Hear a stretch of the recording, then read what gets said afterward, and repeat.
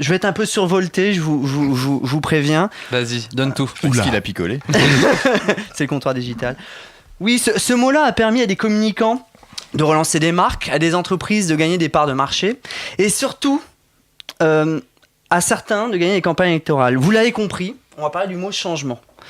On me dit de rapprocher, excusez-moi. Donc tous nous rabâchent la même chose, tous nous rabâchent, abusent d'une certaine façon de ce vocabulaire qui ne fait plus effet finalement. Alors Giscard d'Estaing déjà à l'époque, Pompidou disait le changement dans la continuité, Obama en 2008 disait Antoine, change we can believe in, et même les marques Renault dit changeons de vie, changeons l'automobile, du moins disait.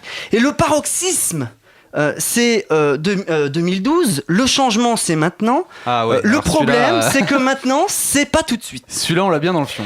On a dit pas de politique, pas de politique. Oh la punchline.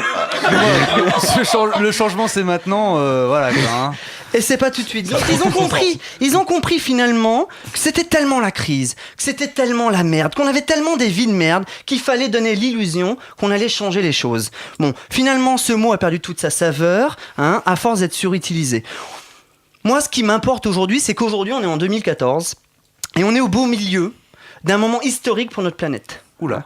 La révolution de l'information et de la communication est là depuis 20 ans. Bas son plein, tout s'accélère, on l'a dit tout à l'heure, mais ce n'est pas encore une révolution industrielle.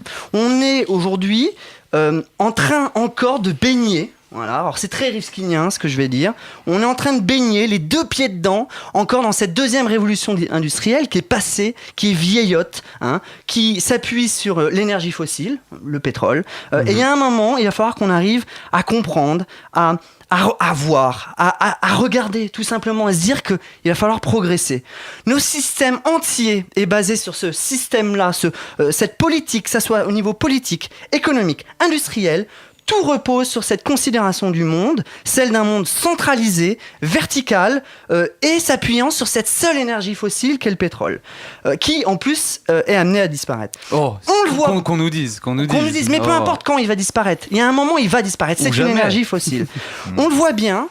Aujourd'hui, c'est un coup de gueule finalement. Comment on ne peut pas ouvrir les yeux ? Comment on ne peut pas enlever ces taches de pétrole qu'on a dans les yeux ?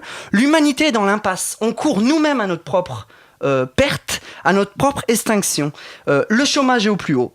Là, le niveau de vie est au plus bas. 1/7 de l'humanité, ça veut dire 1 milliard de personnes se couchent tous les soirs en ayant faim.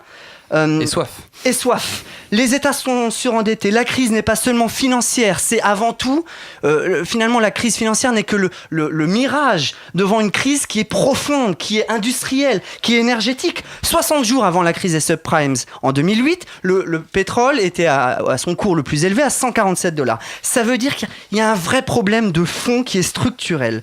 Notre climat est déréglé. Donc il y a un moment, la planète est en train de dire stop.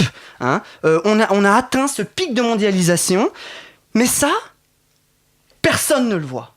Personne ne fait rien. Alors, il y a ceux qui disent qu'ils vont faire, mais finalement, ce sont les premiers qui ne font rien. Il n'y a rien. Il y a un moment, il faut arrêter de dire. Il y a un moment, il faut agir, il faut faire. Il faut se réveiller. Et tout ce que je vois passer depuis 2 ans comme indice de changement, c'est de la réformette, finalement. Il y a rien qui se passe, il n'y a rien qui est profond, il n'y a rien qui est structurel. Donc on a besoin aujourd'hui de comprendre une notion qui est essentielle, c'est la notion de progrès. Essentiel. C'est la notion de progrès. Sensuel, on garde sensuel. La notion d'évolution. J'aime bien ce mot. Et pour cela, faut comprendre, faut écouter, faut regarder, faut observer. Et aujourd'hui, le progrès nous dit une chose. Il nous dit d'arrêter ces chamailleries politiques dignes de la cour de récréation et de se concentrer sur une nouvelle tâche qui est là, qui est gigantesque, mais qui est essentielle, celle de changer le système en profondeur, celle de changer en profondeur la politique. Et c'est pas en votant Marine Le Pen ou en écoutant le dépotoir idéologique de Zemmour que cela se passera. Non. Et le système, il nous dit de changer notre façon de produire de l'énergie, de changer la façon avec laquelle on produit de la valeur. Bref, de faire ce qui est là devant nous. La révolution.